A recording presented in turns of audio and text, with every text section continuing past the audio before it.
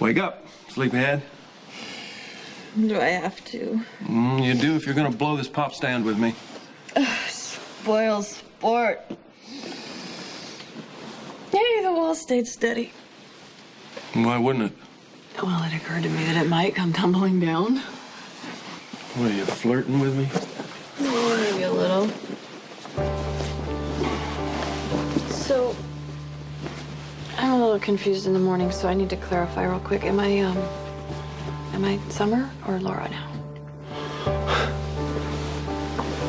You're definitely Summer. And I need to thank you for this. Being back here in Beecher's Corners again and your generous company.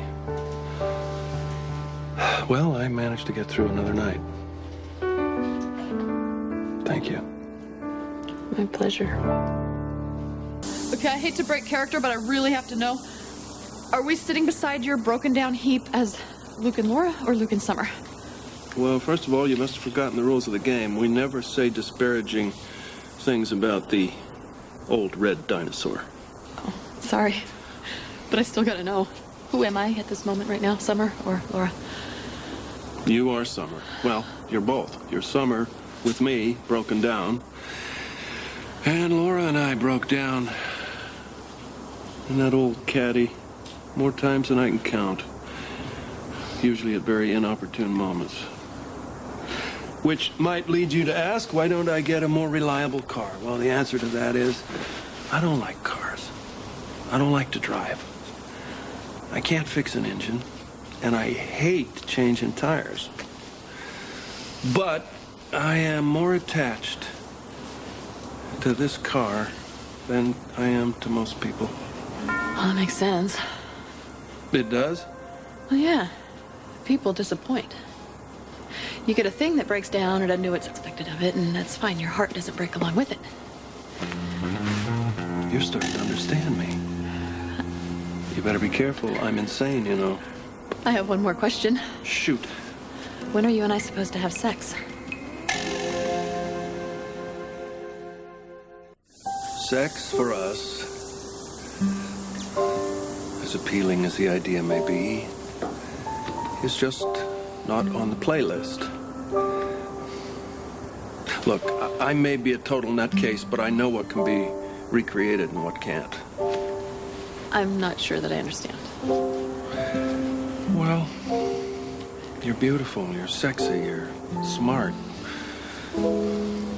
It's wonderful to be with you. And your company is magic. It allows an old git like me to look back and revisit some of the happier times in his life. Like sitting in an old movie theater with that terrible film flickering on the screen was for a minute like being with my wife. And when you sing along with some musty dusty, a little bit off key, it's coming out of the radio as we bounce down the road on the run. Well, it's for a minute like I am with Laura again.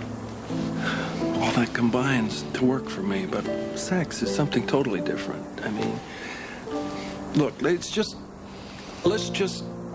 keep on with the road trip and not do anything that will pale in comparison. I'll have you know, I happen to be very good. I'm sure you are.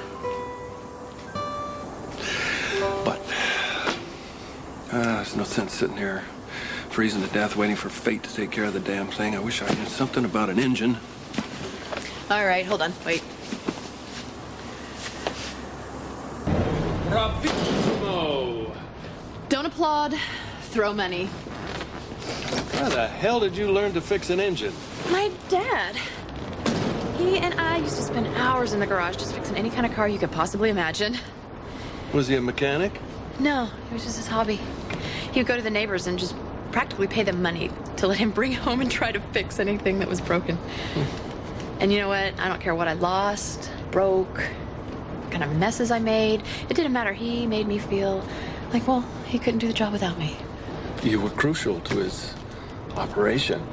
Because your little fingers, tiny fingers, can get in there and reach hard places. I loved my dad. There's nothing like the light in a little girl's eyes when she still thinks her dad hung the moon. You have a daughter. I do. How old is she? 6, maybe 7. I have a grown son, too. I don't see my daughter much. I'm not good for her. Sometimes it's painful to look at her. She has her mother's eyes. Oh, what is that old saying about all good things end badly? No. They say all good things come to an end. Is that it? No, hey, no, we're not ending. I mean, didn't you say that the Luke and Laura hit the road show's gonna play for a while? Well, that was the original plan, but I've changed my mind. Well, but what if I don't want to go home?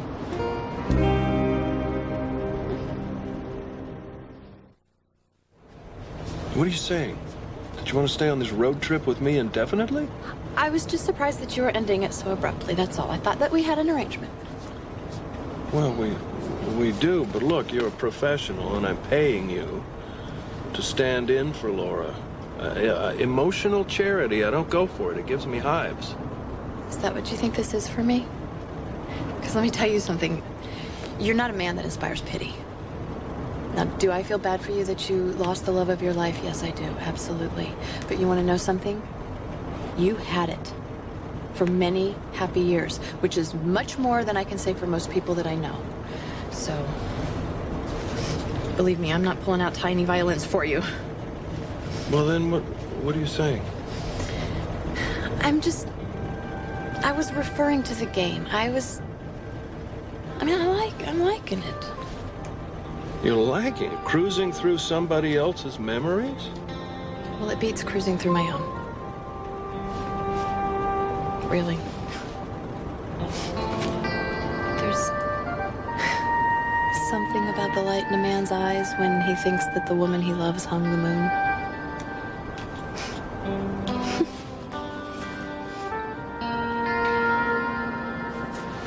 Even if he is pretending and even if she is only a substitute. But it doesn't matter, because you know what? I like standing in the place where your wife stood. It makes me feel special. Like maybe it's kind of close to being as loved as Laura was loved. Come on now, you're beautiful, you're sexy and smart, and you're young. This is a lethal combination. Anytime you're ready, the panting spuds will be lining up. You're gonna have to beat them off with a stick. Not one of them will be remotely like you. You are one of a kind, Luke Spencer. And I like spending time with you, no matter whose name I'm using.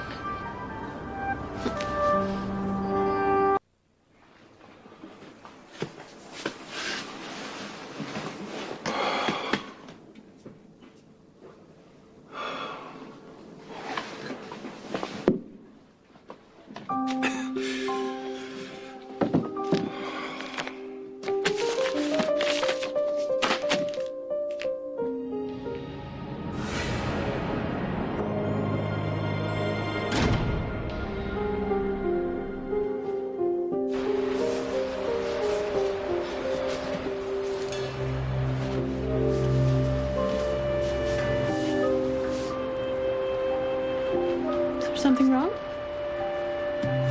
No. Looked like somebody I used to know.